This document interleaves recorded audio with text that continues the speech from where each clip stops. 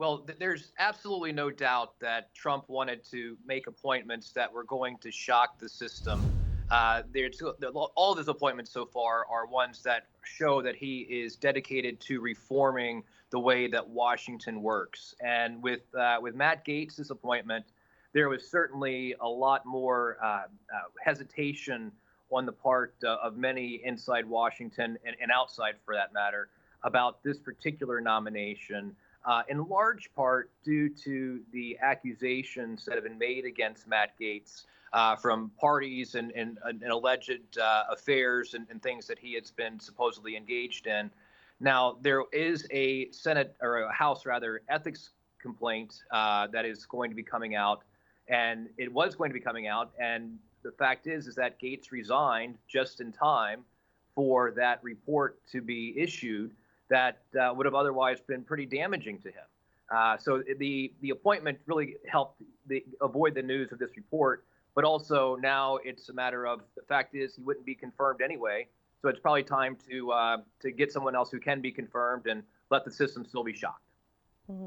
How has the Republican Party reacted to Gaetz' nomination and subsequent withdrawal? Well, there are many Republicans who are just worried about the message that Gaetz's appointment was going to send. And again, the message was heard loud and clear that Trump wants to disrupt the system and status quo in Washington. However, the Gaetz appointment seemed to go a little bit too far.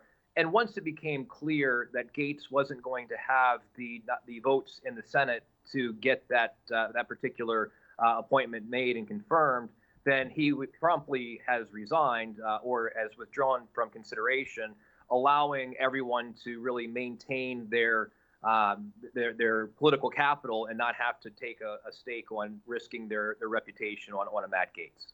Mm-hmm.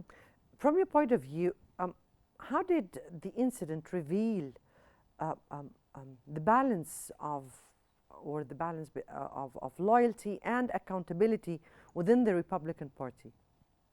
Well, there's absolutely zero doubt that Trump is appointing people that will prove that they have been loyal to him over the longer term. He is probably not looking very favorably upon some previous appointments, and those people that have been critical of Trump's appointments this time around were likely ones that he had appointed in the past, and they didn't quite see eye to eye on things. However, with Gaetz's withdrawal early on in the process, it gave everyone enough political capital so that way they didn't have to take on a larger fight and a larger distraction from the president's message to reform Washington. I think most Republicans agree that there needs to be some reforms in Washington, D.C., but it might be a little bit more difficult for them to agree on an appointment of Matt Gaetz.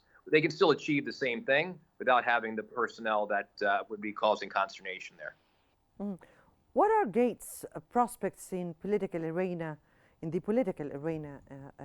general, given the ongoing investigations against him? Well, he's certainly a firebrand. He's certainly someone that has proven loyal to President Trump, and he's someone that is not going to go away quietly. He has maintained his innocence throughout these allegations that have arisen, and I think that we'll still hear him out there defending himself over the longer term. He's not going to be able to return to Congress. There are rules about resignations and then coming back. So there might be a possibility that Ron DeSantis considers him to be a senator from Florida, because we do have that open seat from the appointment of Marco Rubio. There are other options out there, but we have not heard the last of Matt Gaetz.